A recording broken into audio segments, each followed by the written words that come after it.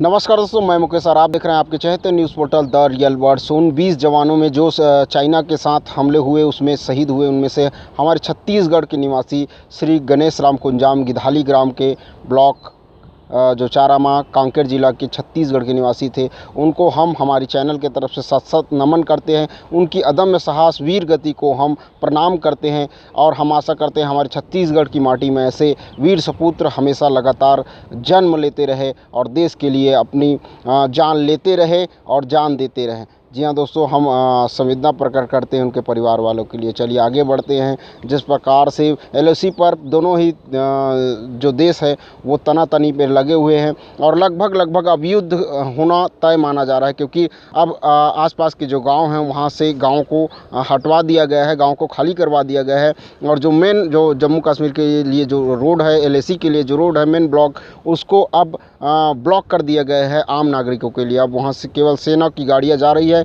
और भर भर के ट्रक लिए जा रहे हैं और सैनिकों को बुलाया जा रहा है। इससे तमाम जो तीनों सेनाओं के जो प्रमुख है उन्होंने सभी जवानों का जो छुट्टी है वो कैंसिल कर दिया गया है और बिल्कुल हाई अलर्ट पर रखा गया है। किसी भी हरकत पर पूर्ण रूप से छूट दी जा चुकी है सेनाओं को। कल से ही प्रधानमंत्री ने पूर्ण रूप से छूट दी जा चुकी है सेनाओं को कि जो भी अगर हरकत चाइनीज़ की तरफ से अगर होता है तो माकूल जवाब, मुंहतोड़ जवाब उसी की भाषा में उनको देने का पूरा अधिकार दे दिया गया है। जी हाँ दोस्तों, बता दें कभी भी युद्ध छिड़ सकती है, कभी भी आप सुन सकते हैं न्यूज़ पर कि युद्ध छिड़ गया है और हम हमारे देश के सैनिकों के साथ बिल्कुल हमारे देश की जनता एकजुटता के साथ खड़ी हुई है। इस संकट की घड़ी में भी इस कोरोना से हम तो लड़ ही रहे हैं, लेकिन इस प्रकार से जो कोरोना दिया है उससे भी लड़ रहे हैं और कोरोना से भी लड़ रहे हैं। जिस प्रकार से चाइना ने इस विस्तारवादी नीति से अपने समस्त पड़ोसी देशों को जो पाकिस्तान को छोड़कर और अभी दोगलईपंथी में उतरी है जो नेपाल, उसको छोड़कर सभी देशों से उनका संबंध ठीक नहीं है, जिसका फ़ायदा भारत को मिल सकता है। जी हाँ दोस्तों, चीनी प्रोडक्ट्स का भी हमारे देश में जनता में बहिष्कार हो रहा है। 471 करोड़ का जो रेलवे प्रोजेक्ट है उन्होंने वापस ले लिया है। कंस्ट्रक्शन का कार्य जो रेलवे सिग्नल के लिए चाइनीज़ जो कंस्ट्रक्शन है उसको दिया गया था उसको वापस ले लिया गया है 471 करोड़ का। बीएसएनएल ने पहले ही जो 4G अपग्रेड का जो सामान है वो कॉन्ट्रैक्ट दिया था चाइना को, उसको वापस ले लिया है। धीरे धीरे करके जिस प्रकार से पकड़ बनाया जा रहा है चाइना के ऊपर, अभी वर्तमान में रूस के द्वारा एक मीटिंग होने वाली थी सभी देशों को, उससे भी अलग होने के लिए विचार कर रही है भारत देश।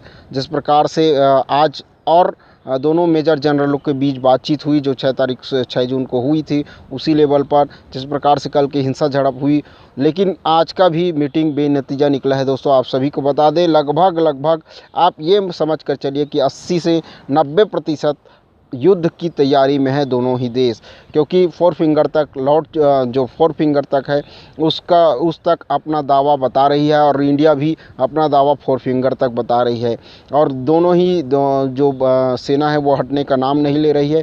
इतने झड़प के बाद भी जो 45 जवान उनका भी शहीद हुआ है, शहीद वो हरामखोर मारे गए हैं उनका सैनिक, और हमारे जो वीर जवान शहीद हुए हैं उन दोनों के जो हमले के बाद भी माहौल में कोई कमी नहीं आई है गर्मा गर्मी में, बल्कि दोनों ही देश के बीच और गहमागहमी बढ़ गई है। जी हाँ दोस्तों, सभी तरफ से जो आवाज़ है उठ रही है कि चाइना को उसी के एवज़ में, उसी के जो भाषा में उनको जवाब दिया जाए। जी हाँ दोस्तों, कल जो हमारे भारत देश के प्रधानमंत्री उन्होंने लाइव आकर कहा था कि अगर हमें कोई उकसाए तो हम बिल्कुल बर्दाश्त नहीं करेंगे, भारत की अखंडता को किसी भी प्रकार से नुकसान हो यह हम कतई बर्दाश्त नहीं करेंगे। हम पहले युद्ध नहीं चाहते, लेकिन अगर कोई हमें उकसाएगा इस प्रकार से, हमारी ज़मीन पर कब्जा करेगा तो उसका परिणाम भुगतना पड़ेगा। लगातार विदेश मंत्रालय चाइनीज़ ने हमारे देश के ऊपर जो आरोप लगाते हुए कहा है कि यह घटना का जिम्मेदार पूर्ण रूप से भारत है और वहाँ के जो ग्लोबल टाइम्स चाइनीज़ के जो मेन पत्रकार के प्रवक्ता उन्होंने भी छापा है अपने लेख में।